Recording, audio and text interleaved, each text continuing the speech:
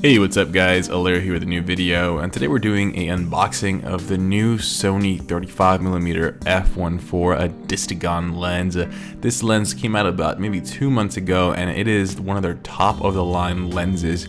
As you can see here, it is meant for the full frame cameras, even though it does work with an APS-C size. Just keep in mind the focal length is going to be a little bit different. So taking a look at the box, of course, when you get a full frame lens, you're going to have that big Sony orange box. Here on the side tells you a little bit about the circular aperture, what it comes with, obviously a lens hood, lens case.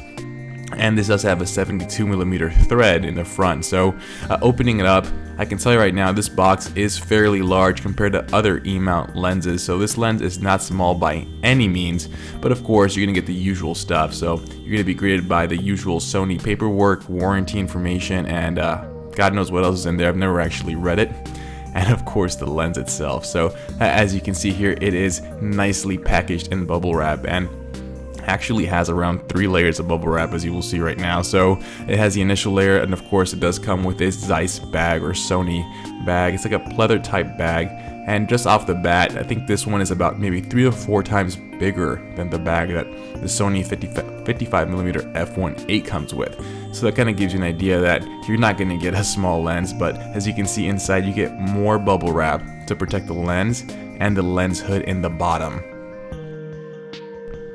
Now guys, the lens hood is going to be made out of plastic, so nothing fancy here. At least it feels like plastic. I'm not sure if it's metal. Nothing really fancy for the $1,600 you're paying for, but it does the job. And of course the lens here, it is solid.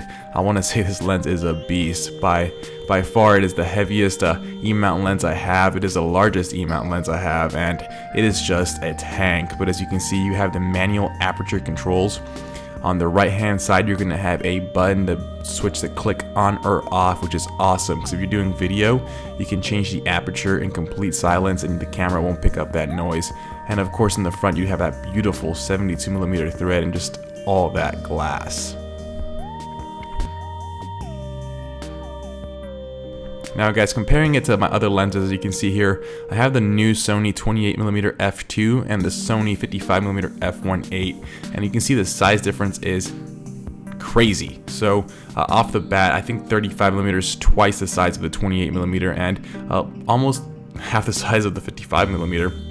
It is absolutely massive, but I think that's what it takes to be able to get that f1.4 aperture and these type of lenses, of course, without making it even more expensive. I think the only brand that's able to get those lenses in a manageable size would be Leica, but then you're looking around $7,000 to $10,000 for those lenses.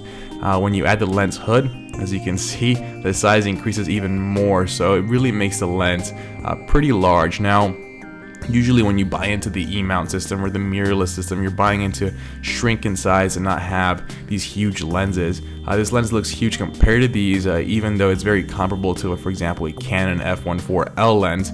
But again, you buy mirrorless cameras to have smaller lenses, so this might defeat the purpose a little bit, but the quality of it is really going to be amazing. So to me, the size is a good trade-off. I'd rather have a bigger lens and have amazing quality. But as you can see here next to the 28mm, it is crazy. The filter thread, the size, the 28mm is a cheaper lens, so build quality as well is really different. And again, the 55mm right here, as you can see, again, almost twice the size.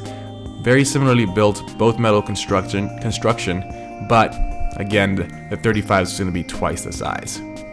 And guys, putting the lens in the body, as you can see here, looks amazing. In my opinion, I just think it looks very nice, very sexy package. It does throw the weight off a little, and it almost makes it a two-hand grip now because of the fact that the weight is more towards the front than the back of the camera. But I just think it looks solid and feels solid on the camera. There's definitely no wiggle or play room between the lens and the mount itself. And guys, that wraps up the unboxing and quick comparison of the 35mm f1.4. Please like this video, please subscribe, and I'll see you on the next one. Have a good one. Peace.